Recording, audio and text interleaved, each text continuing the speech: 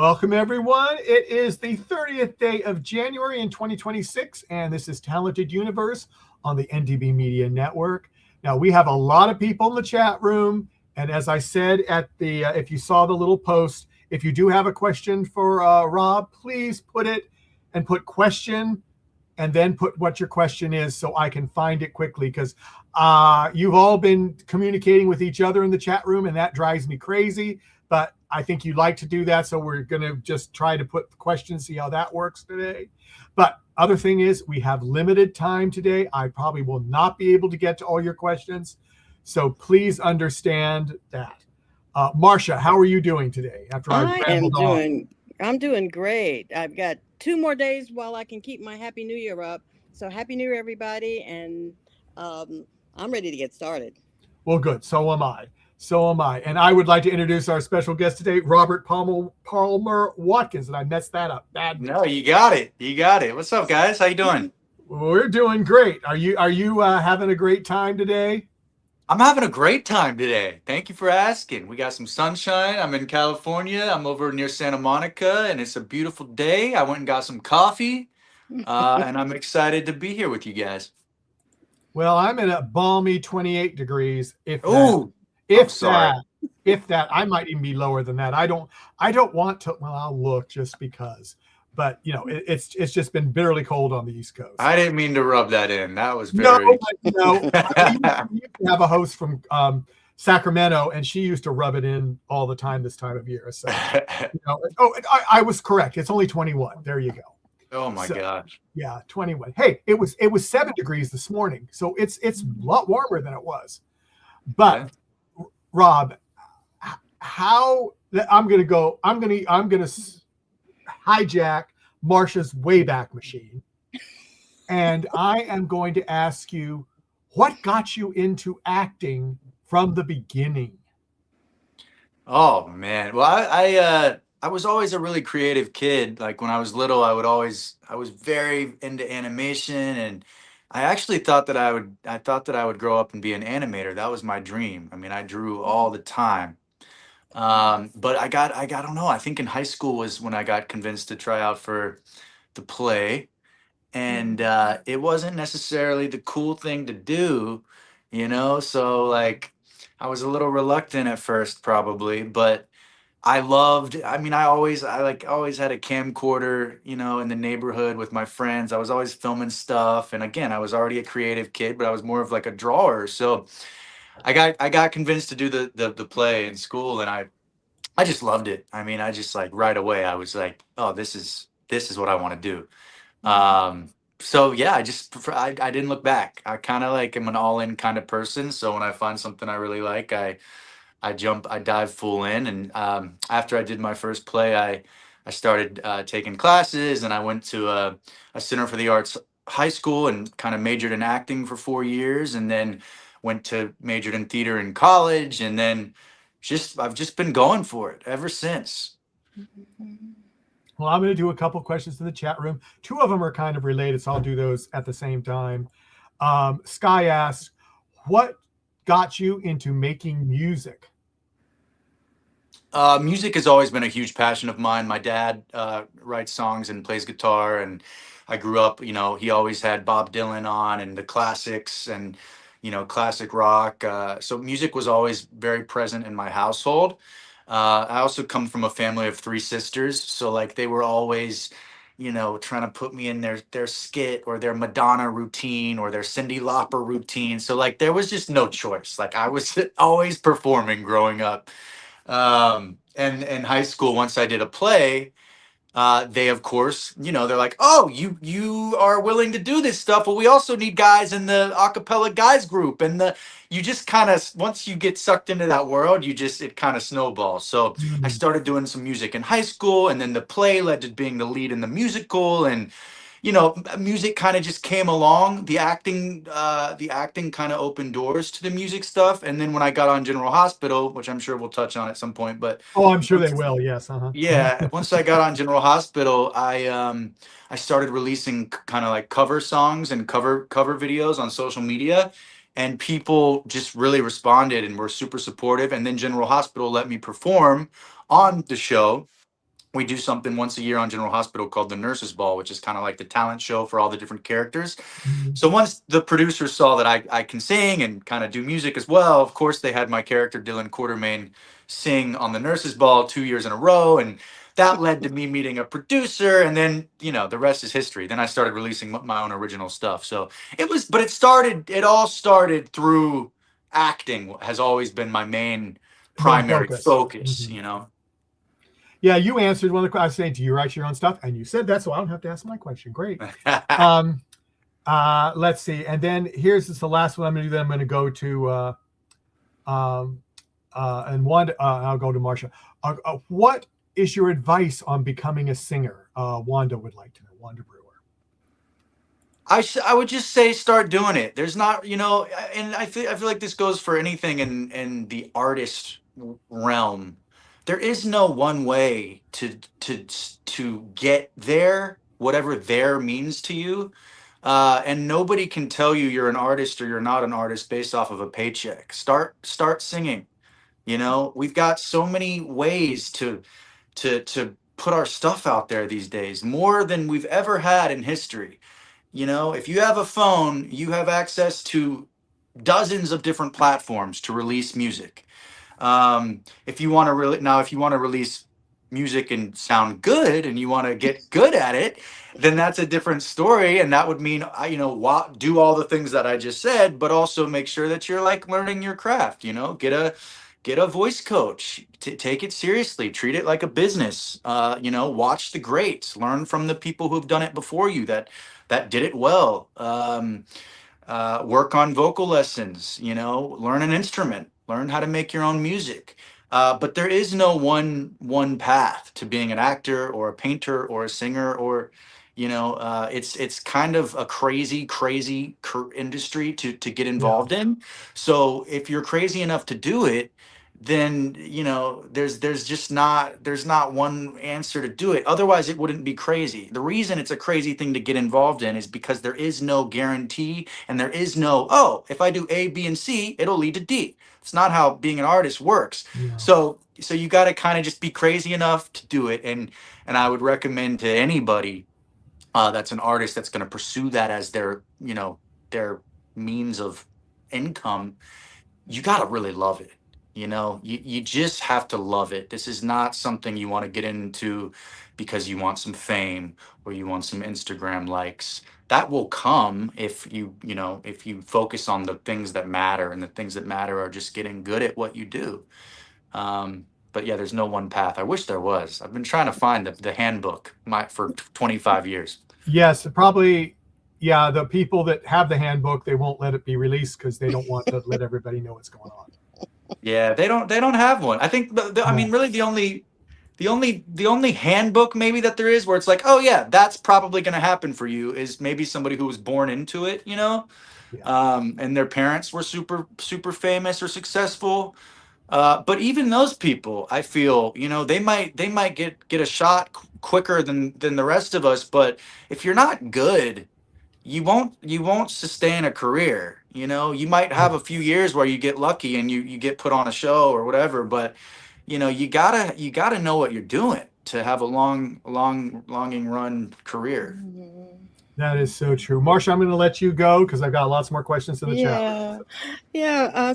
So Rob, we know you've done so much. We could be here for like 3 days talking about it. But let's go ahead and dive into General Hospital, because I'm an OG General Hospital fan, and I Hey. understand your mom is also was a General Hospital fan. So we remember the Quartermaines from the beginning, the Anthony Geary, the Laura, Luke, all that. How much fun was it to step into such an amazing franchise? It was, oh my gosh, I mean, it was life changing, truly. That was, before General Hospital, I had done some independent movies, and I mean, I'd been acting since I was a kid. So Hmm. I had a lot of experience on stage and in front of the camera. But to General Hospital was definitely my first bigger paid, real job Hmm. as an actor, and consistent too, which is great, to be on Right. contract to be guaranteed, you're working every week, you're doing Mhm. that job. That was so nice just to Mhm. know that you've got a job.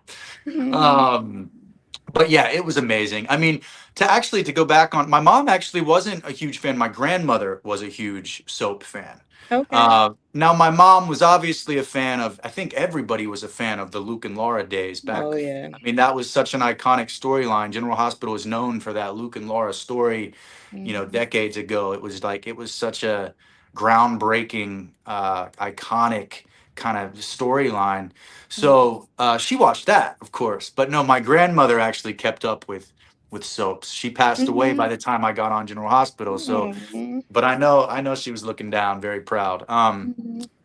But yeah, I don't know if I answered your question. Basically, it was life changing. I mean, it was so Yeah. fun. It was so cool. And my first scenes on the show were with Anthony Geary and Jane Elliott. So there's Luke right there from the storyline we were talking about, Yeah. and then we got Jane Elliott, who's equally as iconic. And to be thrown as a young actor, kind of fresh on the scene, to be thrown into a legendary kind of staple character, Dillon Quartermaine, the Mhm. Quartermaine family, and then for my first scenes to be with two of the greats, it was very humbling. But I don't know. I also felt like, yeah, I'm supposed to be here. It Mhm. felt right. They were very, very gracious and friendly and welcoming. So that helped. Yeah. And we lost Anthony Geary a little while ago, so I but know. They just actually they re-aired his farewell episode from General Hospital, which I was in that episode. So I was back on General Hospital like January, I think January 1st, they re-aired that episode as a tribute to Mhm. him, which I thought was really very classy. Yeah, absolutely. And so and another huge franchise you kind of dropped into was The Walking Dead Yeah.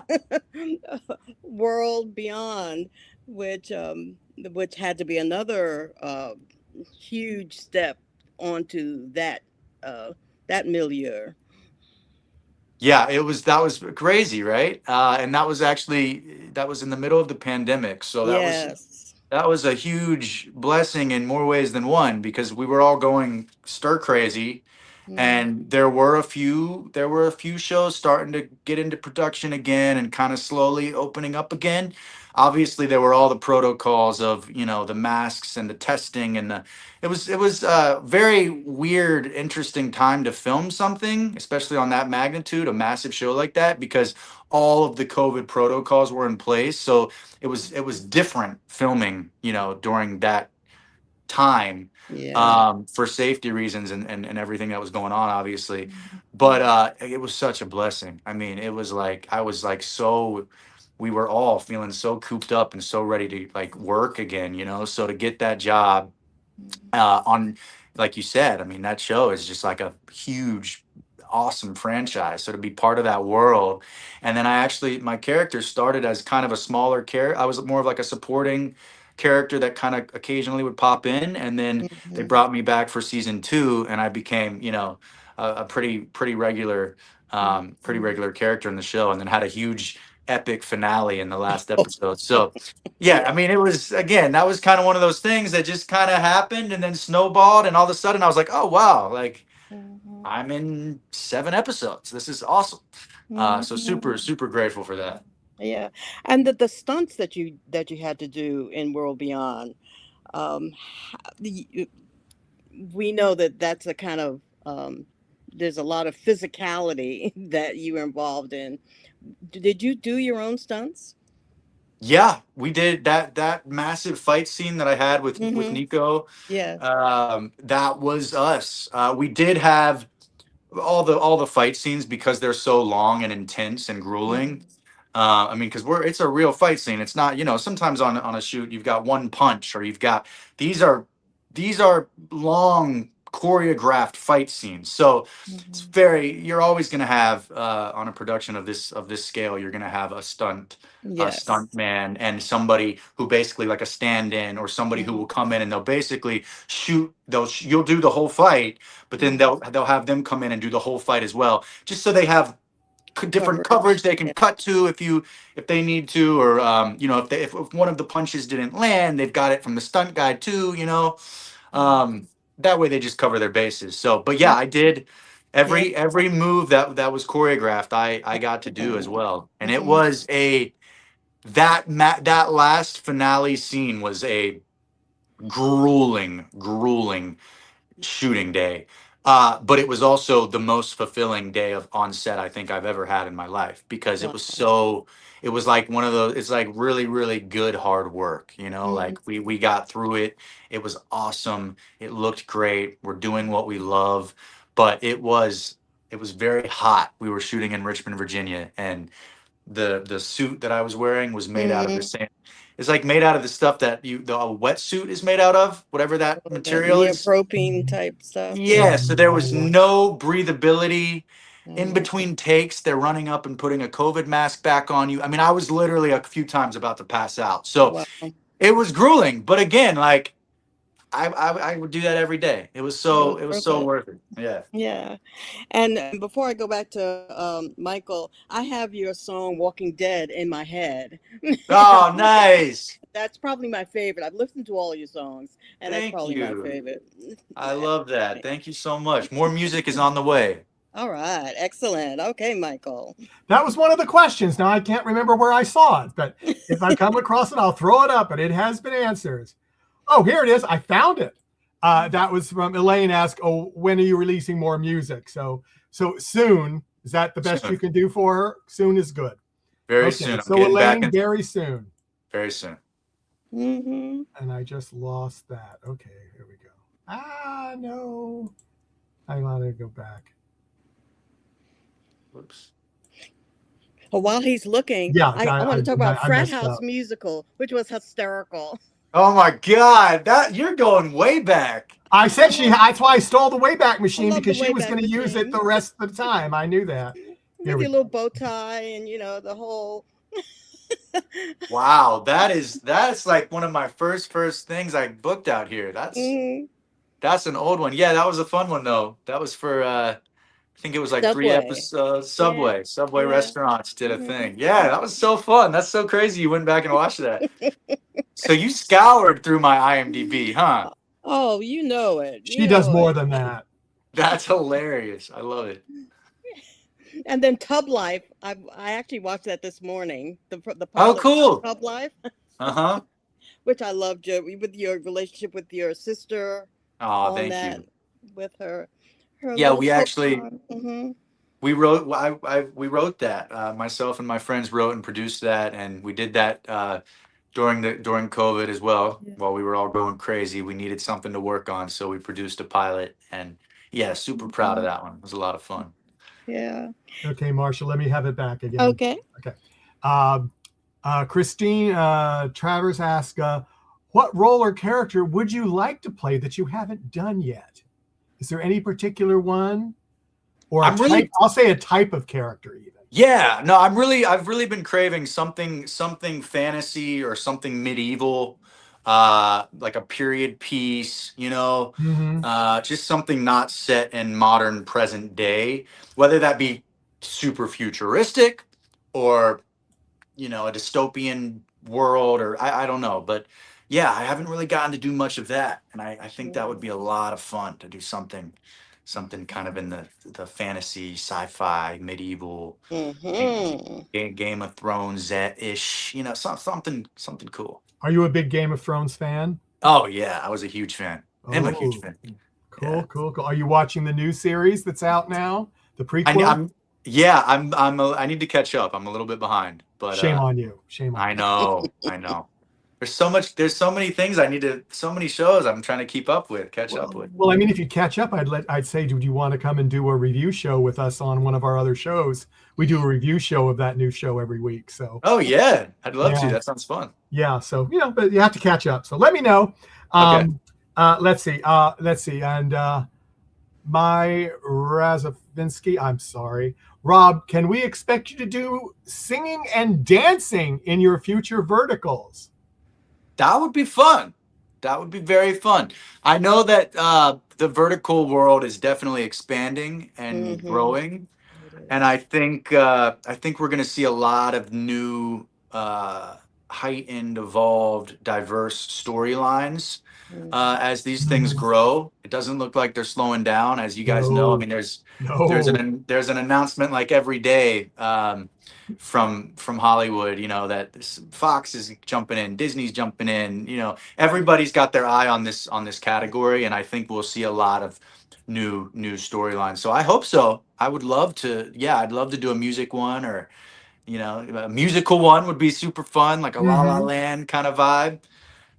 So we'll see. Okay, and just sticking with the little vertical theme here, Wanda wants to know your favorite vertical roles you have done so far. Have there been any that have stood out to you that you've really enjoyed doing because you like the character, the people, Yeah, I mean, I or actually have one coming out. I just wrapped one with Viglu. That'll be a fun one. Though I actually did one called Love Lies and Alibis. A little while. It was over a year ago, but that was really fun because it was told through the male perspective, and a lot Mm, of the verticals, the more traditional verticals, are kind of told through the female lens.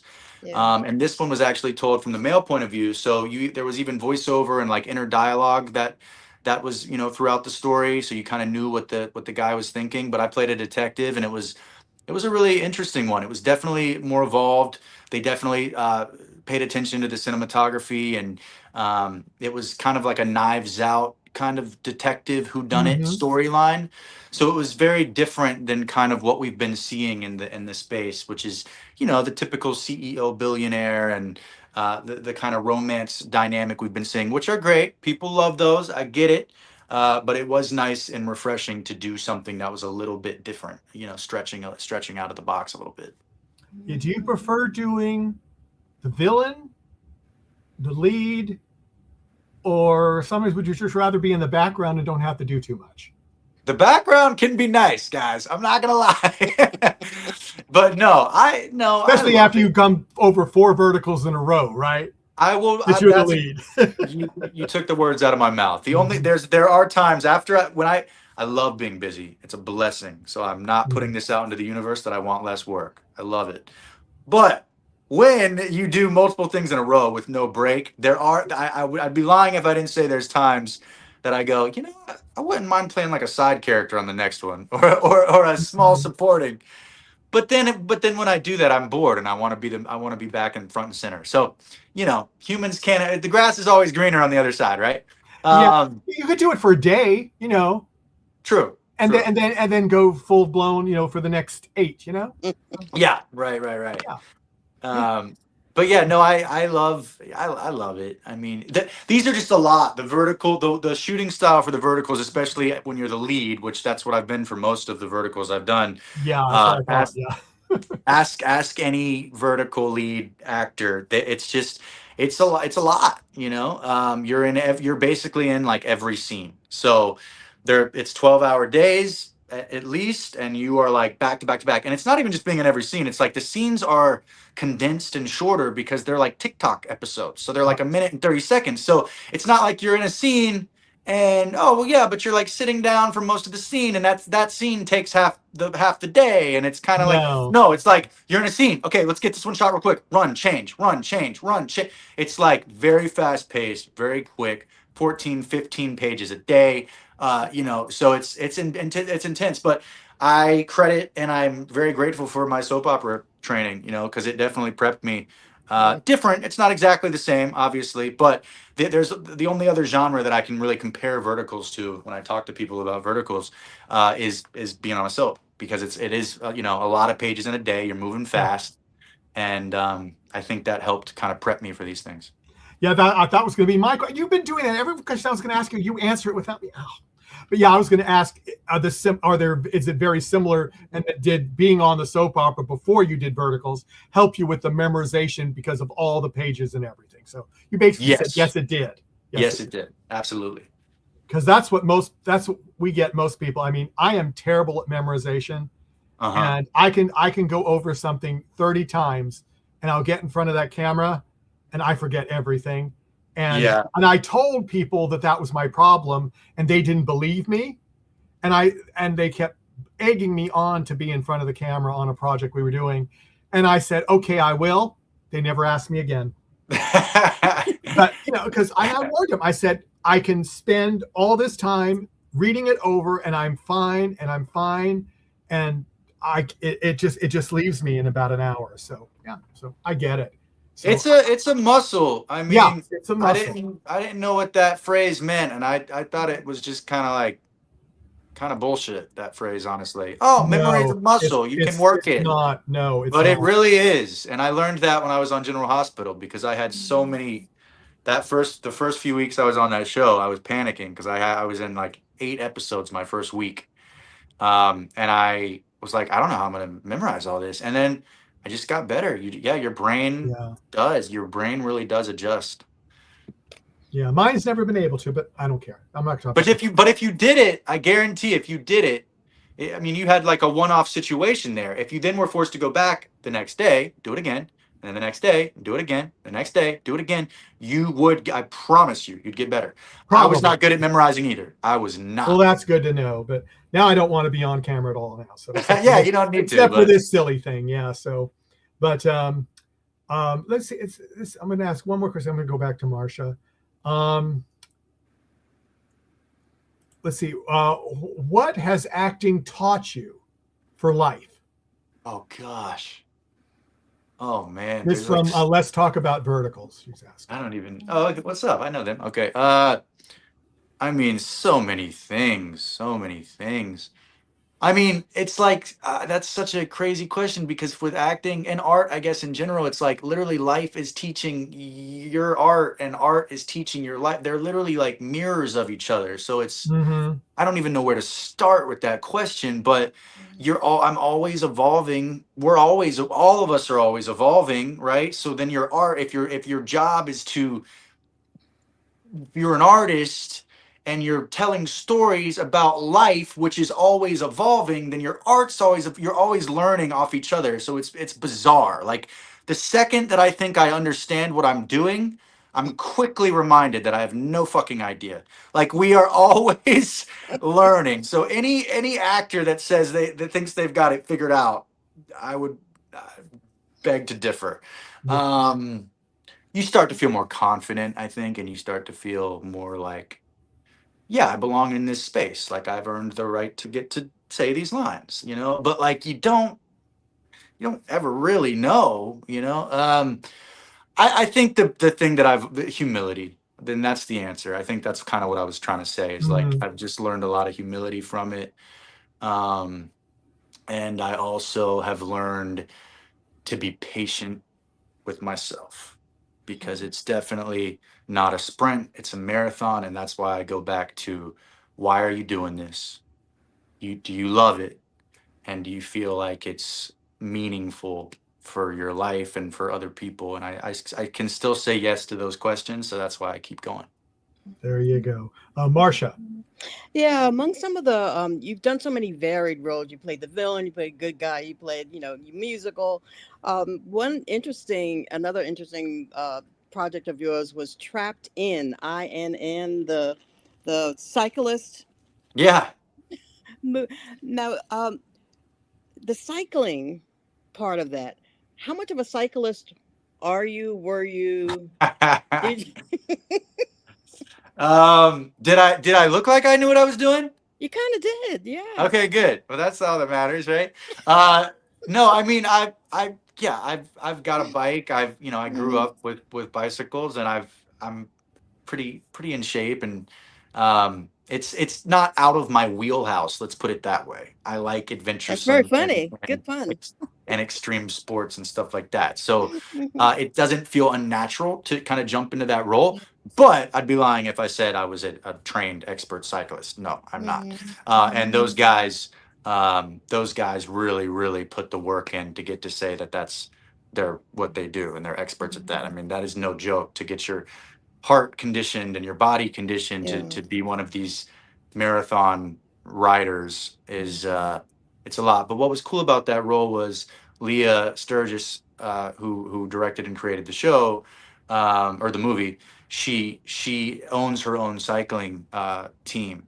So all the equipment, all the gear in the movie was from her team, and she actually, all the guys that myself and Matt Rife and Ricky Eugene Brown, the other characters that played cyclists, although we were actors, we were actually riding alongside her team. So she actually brought in her actual team of cyclists, these young guys that they were able to kind of guide us and help us adjust the gears, and how would we actually sit, and like, when we're going down a hill, or what is the formation like as a group when we're coming around a corner, because there's all these little intricacies and details that you don't know if you don't do that. So of course I love riding bikes, and I know how to ride a bike, and but I don't know, I haven't ever trained for it and made it my sole purpose. So it was really fun to have them on set, because they were and then of course they got, she threw them, Leah gave the cyclist guys a couple lines,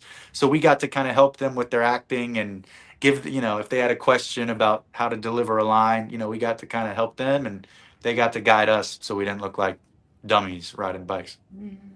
And this was an interesting project. It was a kind of an alien sci-fi mystery type Yes. thing. Yeah.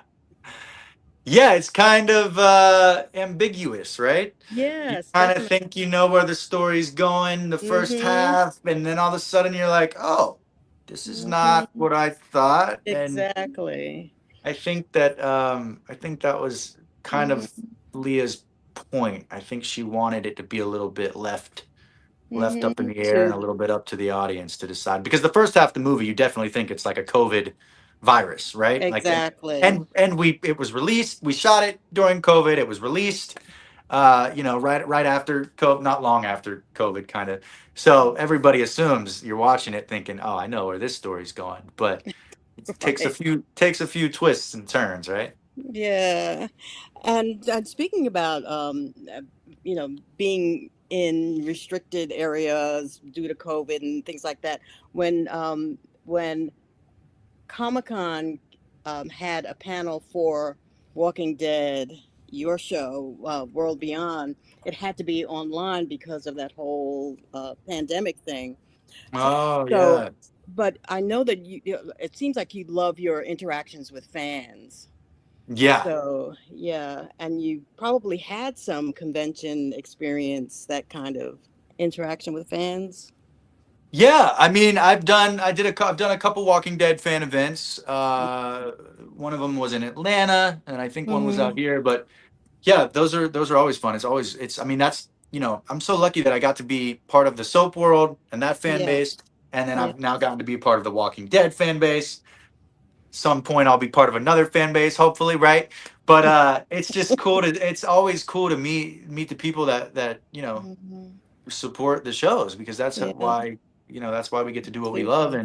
And they're very different, the fan bases of the different genres, Mhm. like the Walking Dead fans come in and they've got their like gore and their makeup on, and some of them are dressed as the characters, and they look like zombies, and they're a little more like heavy metal kind of vibes, you know what I mean? And then you got the soap fans, and it's like these really sweet ladies that come in and they've knitted you a scarf, or they've got, you know what I mean? It's like different types of fans, but the love and support is the same, and it's really cool that I've gotten to be part of two. I don't know if you could have Amazing. two more different worlds of genres, right? But then again, Mhm. it's the same thing. Walking Dead is a soap opera with zombies. The storylines, the love interest, the antagonist. It's all the same thing. It's just set in a different world. So Mhm. Yeah. Yeah. Well, we want to get you out of here on time, and hopefully, maybe we'll convince you to come back to answer yeah, I'd more love questions. that. Of course. Thank But you, thank you guys. so much for being with us and sharing some of your life and happiness and your great aura that you have Oh, with you us guys today. too. Well, hey, it takes one to know one. I'm just feeding off of you guys. You guys were lovely. Thank you for having me on, and we'll have to definitely do it again sometime. That would be great. Michael. I'm going to go to one more question in the chat room. I'm sorry, I warned you that I might not get to all the questions, everyone. So he says he's going to try to come back. So just come back and throw the questions up again. But There we here's go. our last question. This is from Louis Pena. How did you get the role of Dillon Quartermaine on General Hospital? I auditioned. I've got at the time my manager Paulo, and I don't even think I had at the time. I think I just had my manager was my main rep submitting me for stuff, and that audition popped up for Mark Teschner, the casting director at General Hospital. I went in, and then I didn't hear anything for a while. It was kind of a back and forth thing. Sometimes a lot of times too with these soaps, they'll have kind of an idea that they might want to bring a character back around, but they're not sure when, or maybe they think they're going to bring the character back, but then something changes. And I mean, there's a lot going on, on these shows, and there's a lot of different characters and things that come into play. Actors availability, all the different things. So for whatever reason, I went in, and then it was a few months went by, and I didn't hear anything. And then they called me back in, and then things kind of picked up. I went in for the callback, and then they had me screen test. So it usually goes like initial audition, then you might have a callback or like a producer session, where you come in and you do the scene again for the producers, and then after that, usually for a network show, sometimes there's less steps, but for a bigger job, there's a few different steps. The final thing that I had to do was go to General Hospital, to the actual set. It's called a screen test, and it was down to me and 5 other guys, which I was like, oh my God, there's still 6 of us. By the time you get to the screen After test, all that, yeah.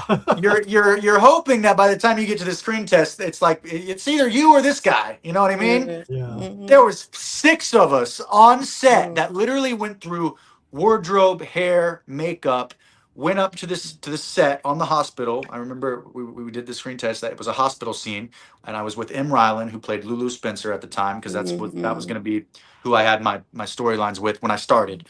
So they had M. Rylan was there, and she did the scene, and they filmed it just like they were filming the show, and they did it with myself and with the 5 other guys. So it was a full day of basically, shooting the scene, and then I went home, and I was like, man, that was awesome. I can't believe but I don't know. There's 6 of us, So I was trying to be realistic and not get too excited, but of course I was like so excited and eager to hear.